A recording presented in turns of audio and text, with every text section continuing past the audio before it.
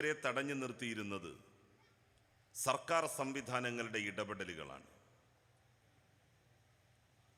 പൊതുവിദ്യാലയങ്ങൾ സ്വകാര്യ വിദ്യാഭ്യാസ രംഗത്തെ ചൂഷണത്തെ ഒരു പരിധിയോളം തടഞ്ഞു നിർത്തി.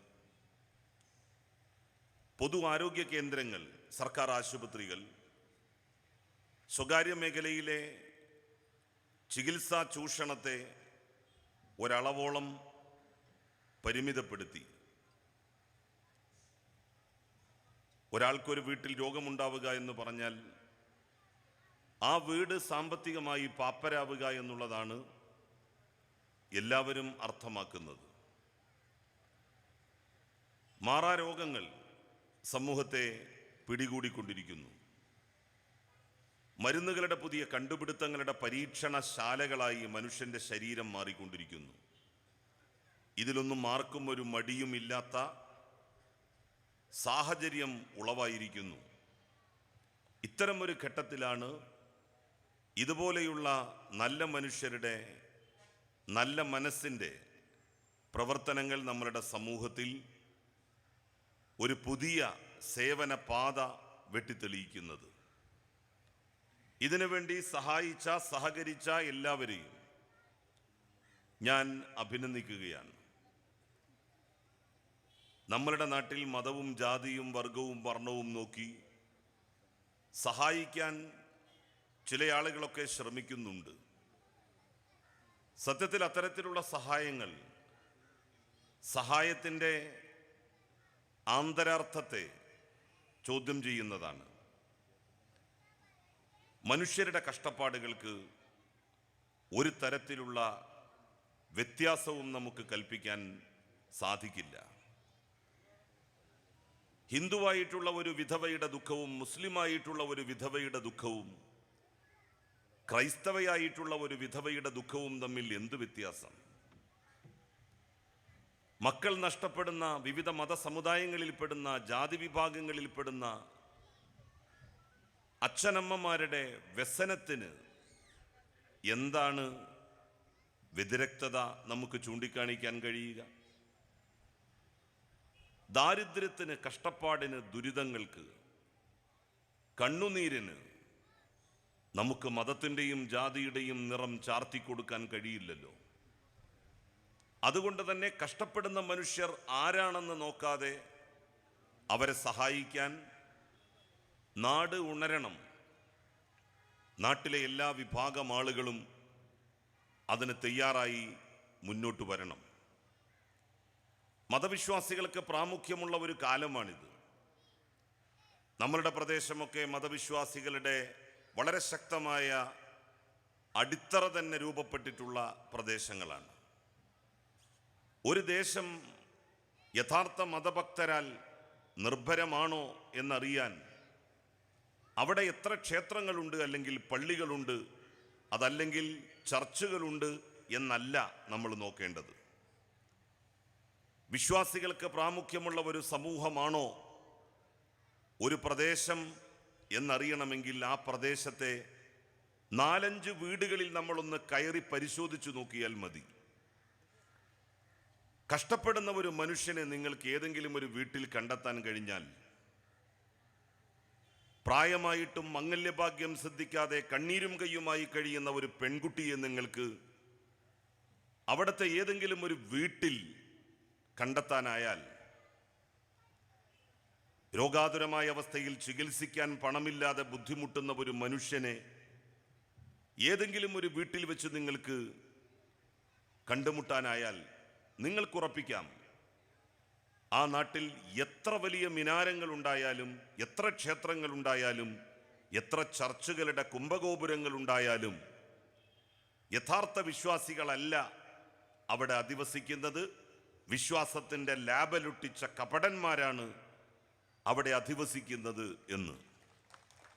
മനുഷ്യൻ്റെ കഷ്ടപ്പാട് കാണാത്ത ഒരു മതവും നമുക്ക് വേണ്ടെന്ന് പ്രഖ്യാപിക്കാൻ നമുക്ക് കഴിയണം.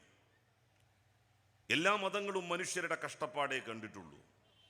പ്രവാചകൻ മുഹമ്മദ് നബി തൻ്റെ അവസാനത്തെ പ്രസംഗത്തിൽ അറഫ മൈതാനിയിൽ വെച്ച് ഒരു കാര്യം അസന്നിഗ്ധമായി ഉദ്ഘോഷിച്ചു. പ്രവാചകന്റെ ജന്മദിനം ആഘോഷിക്കുന്ന നാളുകളാണ്. അതുകൊണ്ടാണ് ഞാൻ മുഹമ്മദ് നബിയുടെ വാക്കുകൾ ഈ സന്ദർഭത്തിൽ ഓർക്കുന്നത്. അറഫ മൈതാനിയിൽ വെച്ചുകൊണ്ടാണ് പ്രവാചകൻ പറഞ്ഞത്, ഹേ മനുഷ്യരെ, ഈ ദിവസത്തെക്കാൾ അഥവാ അറഫ ദിനത്തെക്കാൾ, അറഫ ഇല്ലെങ്കിൽ ഹജ്ജില്ല എന്നാണ് പറയാറ്, അറഫ ദിനത്തെക്കാൾ വിശുദ്ധ കഅബാലയത്തെ ചൂണ്ടി ഈ വിശുദ്ധമായ ഗേഹത്തെക്കാൾ, ഹജ്ജ് മാസത്തെ ചൂണ്ടിക്കാണിച്ചുകൊണ്ട് പരാമർശിച്ചുകൊണ്ട് ഈ മാസത്തെക്കാൾ വിശുദ്ധമാണ് മനുഷ്യരുടെ ജീവനും അഭിമാനവും സമ്പത്തും. ഹേ മനുഷ്യരെ, കഅബാലയത്തെക്കാൾ വിശുദ്ധമാണ് മനുഷ്യന്റെ അഭിമാനം, മനുഷ്യന്റെ ജീവൻ, മനുഷ്യന്റെ സമ്പത്ത് എന്ന് പ്രവാചകൻ പ്രഖ്യാപിച്ചു. ഹജ്ജിനേക്കാൾ പവിത്രമാണ് മനുഷ്യന്റെ ജീവൻ, മനുഷ്യന്റെ അഭിമാനം, മനുഷ്യന്റെ സമ്പത്ത് എന്ന് മുഹമ്മദ് നബി ഉദ്ഘോഷിച്ചു. നമ്മളൊക്കെ കരുതും എന്ത് തെറ്റും ചെയ്യാം, ആരെയും ചൂഷണം ചെയ്യാം, തട്ടിപ്പറിക്കാം, വഞ്ചിക്കാം, ചതിക്കാം. അവസാനം ഇങ്ങനെയൊക്കെ അവിഹിതമായി നമ്മൾ സമ്പാദിക്കുന്ന പണം ഉപയോഗിച്ചുകൊണ്ട് ഹജ്ജിന് പോയി വിശുദ്ധ കഅബാലയത്തിന്റെ കില്ല പിടിച്ച് പൊട്ടിക്കരഞ്ഞ് പ്രാർത്ഥിച്ചാൽ എല്ലാ പാപങ്ങളും പൊറുക്കപ്പെടും. ആര് പറഞ്ഞു അങ്ങനെ പൊറുക്കപ്പെടും എന്ന്? മനുഷ്യരോട് ചെയ്യുന്ന തെറ്റുകൾക്ക് മനുഷ്യർ തന്നെ നമുക്ക് ക്ഷമിച്ചു തരണം.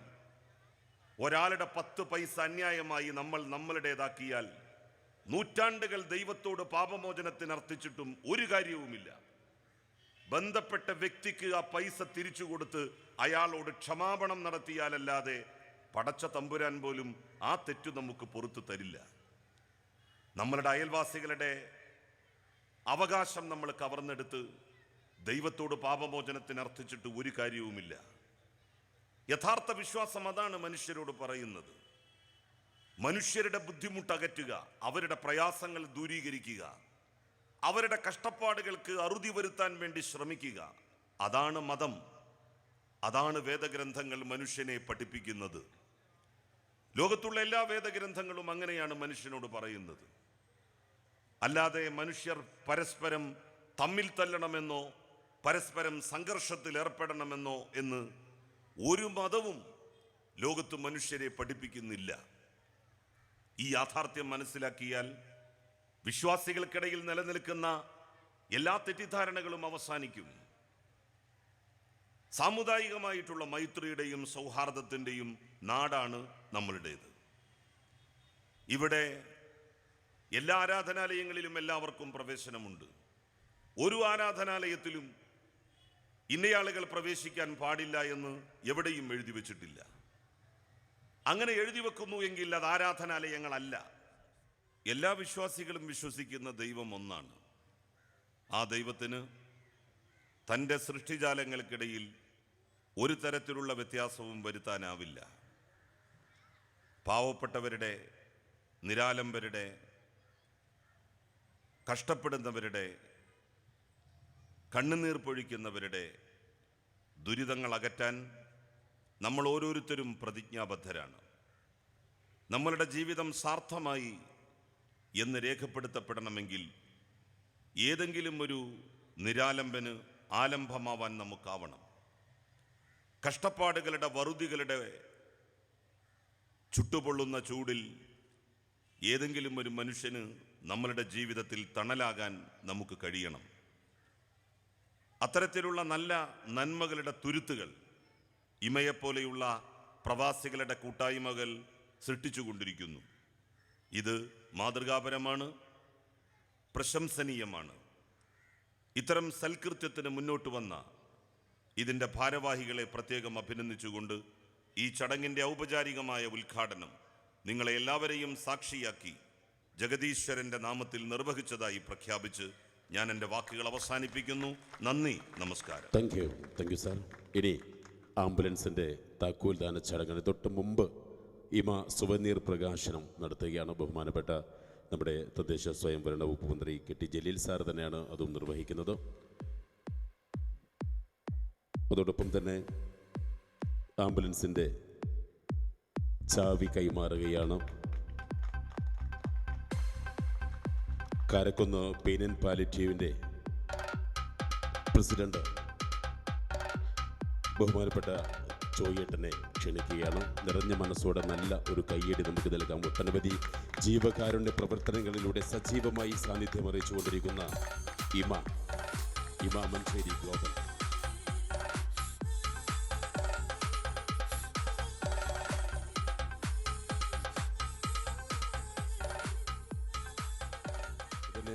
ഈ വേദിയിൽ മഹത് വ്യക്തിത്വങ്ങളെ ആദരിക്കുന്ന ചടങ്ങ്.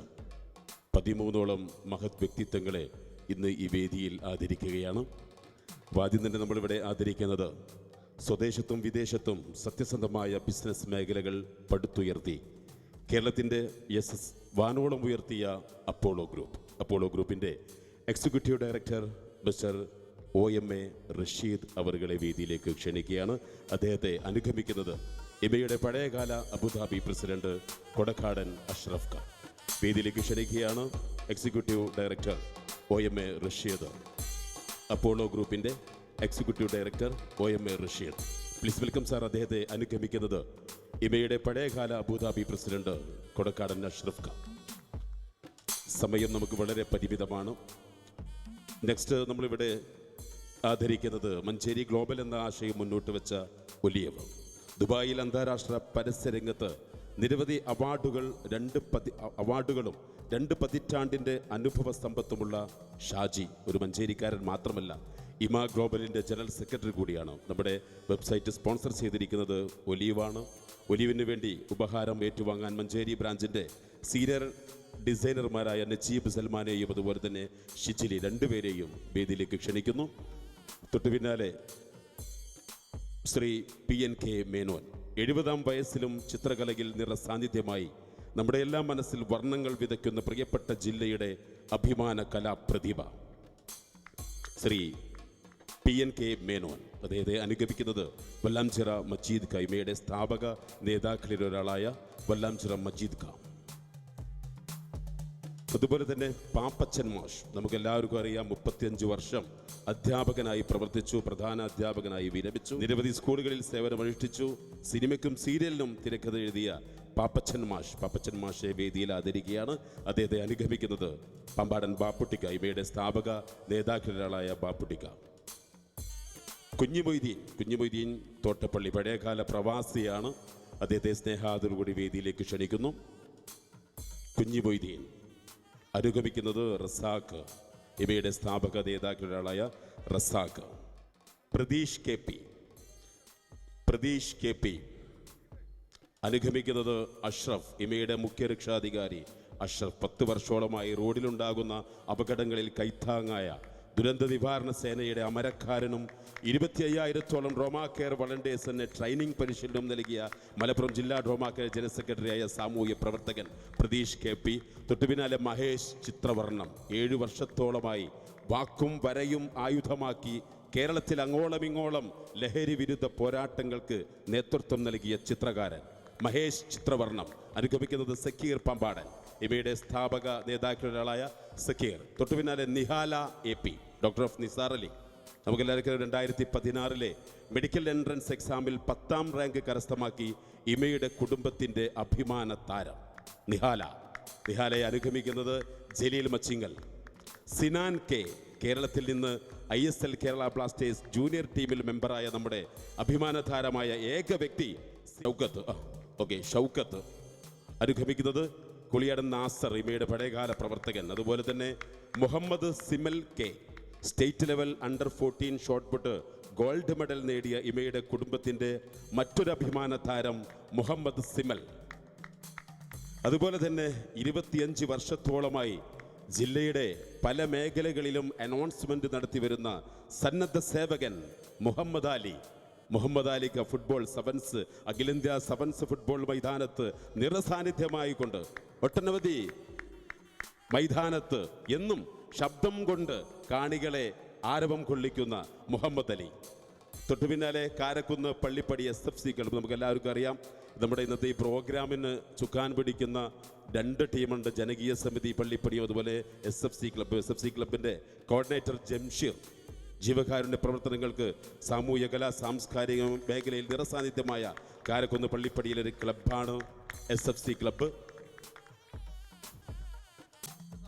മികച്ച സാമൂഹ്യ പ്രവർത്തകൻ അബ്ദുൾ റസാഖിനുള്ള ആദരവും കൂടെ ഈ വേദിയിൽ നൽകുന്നു. Please Abdul Razak, please welcome.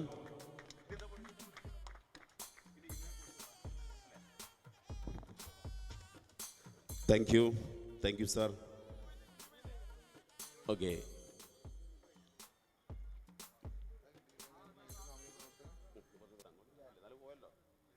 ഇനി ഇമയെക്കുറിച്ചുള്ള ഒരു വിവരണം നടത്തുന്നത് ഇമാമഞ്ചേരിയുടെ കൺവീനർ ശ്രീ VM മുസ്തഫ അവറുകളാണ്. സ്നേഹം നിറഞ്ഞ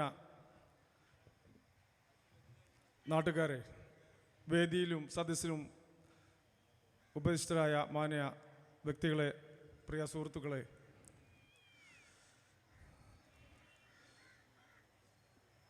ഇപ്പോൾ നിങ്ങളുടെ മുമ്പിൽ ഈ വേദിയിൽ ഇമ ഗ്ലോബലിൻ്റെ മഞ്ചേരി കൺവീനർ എന്ന നിലയിൽ പ്രവർത്തിക്കുന്ന ആളാണ് ഞാൻ. എൻ്റെ പേര് VM മുസ്തഫ. നിങ്ങൾക്കറിയാം, കേരളത്തിൽ നിന്നും ജീവിത സാഹചര്യങ്ങളാൽ അല്ലെങ്കിൽ തൊഴിൽ സംബന്ധമായി നാട് വിട്ട് പുറത്ത് താമസിക്കുന്ന വളരെയേറെ ആളുകളുണ്ട് നമ്മുടെ നാട്ടിൽ.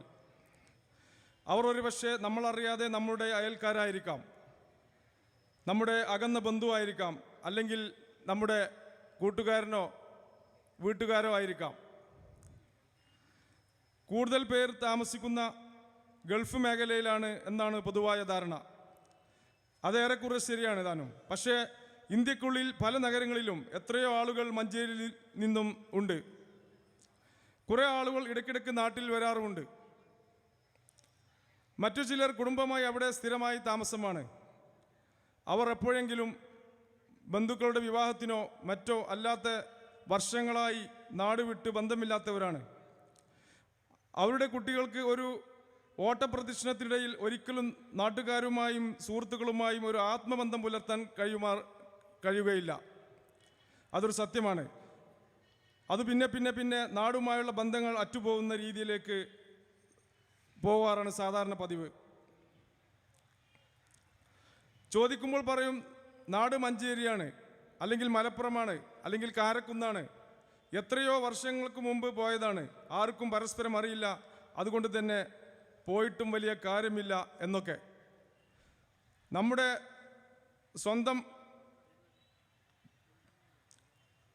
അന്വേഷിച്ചുള്ള ഒരു യാത്ര മനസ്സിലെങ്കിലും കൊതിക്കാത്ത ഇത്തരം പ്രവാസി മഞ്ചേരിയിൽ വളരെയേറെയാണ്.